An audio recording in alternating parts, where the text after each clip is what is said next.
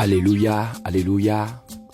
Shalom, shalom, chers frères et sœurs dans le Seigneur. Je suis votre bien-aimé, l'évangéliste Jean Gracien. La puissance de l'évangile de la bonne nouvelle de Jésus-Christ de Nazareth a encore opéré. Chers frères et sœurs dans le Seigneur, tel que nous vous l'avions toujours dit, l'islam est en train de se vider de ses prisonniers et ce réveil spirituel est dû au coup que Jésus-Christ est en train de donner à cette religion pour lui arracher tous ses prisonniers à travers l'évangile de l'amour de Jésus-Christ, à travers son amour et à travers la vérité. Nous vous présentons ici les images de la délivrance d'une sœur appelée Raïssa en Côte d'Ivoire. Elle est née musulmane pratiquante et elle a été libérée de façon spectaculaire par la puissance de notre Seigneur Jésus-Christ de Nazareth. Dans ces images de délivrance, vous voyez l'esprit de Allah en manifestation pour sortir de la vie de cette sœur, car le nouvel occupant Jésus-Christ qui veut prendre place ne partage pas son temple avec un autre Dieu. Alors Allah est en train de lui céder la place par ses manifestations. La puissance de notre Seigneur Jésus-Christ démontre par là que devant son nom, tout le monde s'incline. Même Allah n'est pas épargné. Observez très bien tous les gestes de la sœur qui est en transe. Ce sont des gestes de rituels et signes kabbalistiques qui se font dans la religion musulmane au cours de leur ablution et leur prière. Il faut souligner qu'il y a un lien entre la Kaaba de la Mecque et les signes kabbalistiques dans l'occultisme. Nous avons toujours dit que l'islam est la haute forme de l'occultisme. Vous aurez tous les détails dans le témoignage, dans le puissant témoignage de la sœur bientôt. Curieusement, vous retrouverez les mêmes signes kabbalistiques que fait cet esprit dans les abbatiaux, dans la kabbale juive, dans le catholicisme, dans l'islam, dans le bouddhisme et dans plusieurs pas de danse profanes, culturels, contemporains, et dans l'hindouisme, dans le rap, dans le rock et dans beaucoup d'autres sectes sataniques. Le diable a tissé par là un lien serré entre ces religions par ces signes qui se font. Quand vous voyez par exemple des prêtres catholiques faire des signes et gestes lors des messes de rituels, ce sont bien sûr des invocations de démons qu'ils invitent à venir posséder les fidèles. C'est sous cette emprise d'envoûtement que tous les fidèles catholiques déclarent qu'ils vont mourir catholiques. C'est comme une fille, par exemple, qui déteste un garçon, mais qui est envoûtée par ce dernier, va crier de sa bouche qu'elle va mourir dans ses bras. Comme pour vous dire que toutes les religions et bon nombre de nos traditions convergent vers un seul but, c'est le culte à Lucifer. Dans 2 Corinthiens chapitre 11 verset 14-15, il est écrit que cela n'est pas étonnant puisque Satan lui-même se déguise en ange de lumière. Il n'est donc pas étrange que ses ministres aussi se déguisent en ministres de justice, mais leur fin sera selon leurs œuvres. La grande majorité des êtres humains ne savent même pas que leur mode de vie, par leur religion, par leur tradition et coutume, par leurs habitudes, par leurs croyances, ils adorent Lucifer qui se déguise en Dieu portant un nom différent dans chaque religion. Par exemple, dans le catholicisme, il se déguise dans le Saint-Sacrement ou dans la Vierge Marie et encore dans le bouddhisme, il se fait passer pour Bouddha. Or, c'est toujours le même esprit. Sa plus puissante arme qu'il utilise aujourd'hui s'appelle la ruse. Et parfois, il persuade les adeptes de ces religions qu'il n'existe même pas, que ce sont les chrétiens qui exagèrent en pensant qu'il existe. Alors, beaucoup le choisissent et rejettent le véritable Dieu qui a pour vrai nom Jésus-Christ. Et par ce nom, tout genou fléchit, à commencer par lui-même Lucifer.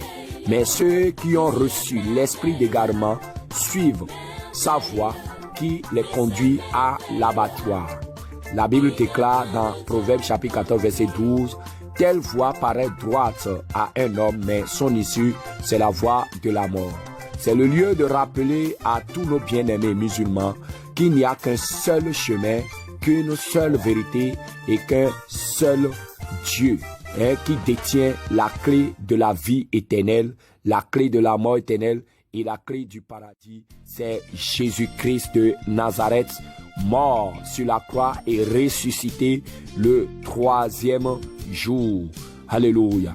Tout ce que vos dirigeants musulmans, imams et maîtres coraniques vous disent dans les mosquées sur Jésus que vous appelez Issa n'est que pur mensonge et séduction pour vous égarer. Aujourd'hui même, on parle plus de Jésus dans les mosquées plus que Mahomet même, mais en renversant son message et son image dans les cœurs des fidèles musulmans, en le présentant comme un simple individu et simple messager et rejetant tout ce que la Bible dit sur lui et présentant la Bible comme un simple document falsifié afin que ces musulmans, ces fidèles musulmans n'aient plus le désir de venir découvrir cette grande lumière qui brille en Jésus-Christ. Mais je vous le dis en vérité, Jésus-Christ n'est pas un prophète, Jésus-Christ n'est pas un messager, mais Jésus-Christ est le véritable Dieu. Alléluia. Car c'est devant ce nom que tous les genoux fléchissent. Devant le nom de Mahomet, aucun démon ne peut fléchir les genoux. Devant le nom de Allah, aucun sorcier, aucun démon, aucun esprit ne peut bouger. Mais devant le nom de Jésus-Christ de Nazareth, il y a de tremblements. Il y a de tremblements dans le royaume des ténèbres. Alléluia. Alors, chers frères et sœurs, par toutes ces séductions, nous comprenons que c'est de bonne guerre. Car depuis toujours, le combat est déclenché à cause du sort qui est réservé à Satan lui-même. Quand il se souvient de sa destination terrible, il devient fou et dingue. Mais je vous déclare, cette guerre entre la lumière et les ténèbres, entre la vérité et le mensonge, Satan sait qu'il a perdu depuis Golgotha. Et tout ce qu'il fait aujourd'hui n'est que des soubresauts, ne sont que des soubresauts et agitations d'un mauvais perdant. Quant à vous, chers musulmans, Jésus-Christ vous tend la main en ce jour et vous appelle dans ses bras. N'endurcissez pas vos cœurs, venez à lui et il vous déchargera de tous vos fardeaux, de tous vos liens religieux.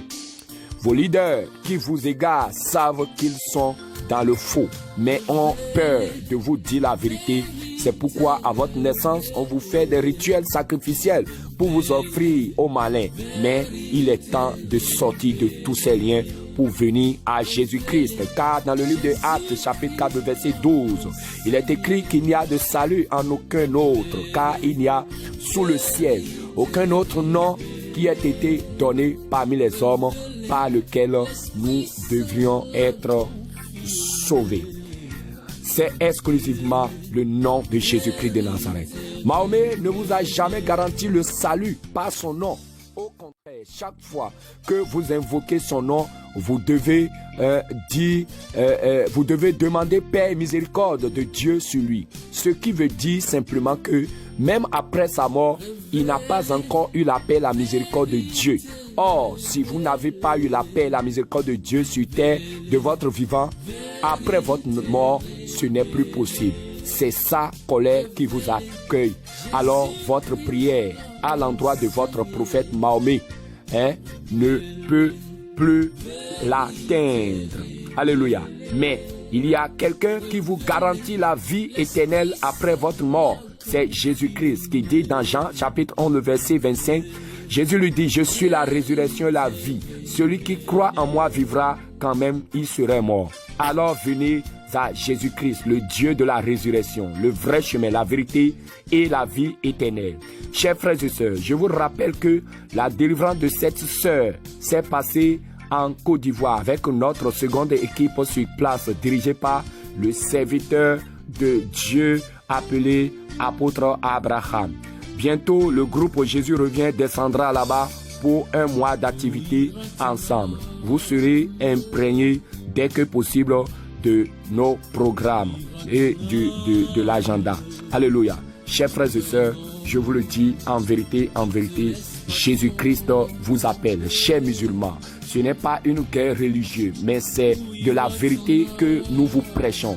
Jésus-Christ vous tend la main. Les temps sont finis. Ne mourrez pas dans une religion qui ne vous garantit pas le ciel, qui ne vous garantit pas le paradis, mais qui ne vous raconte que des séductions.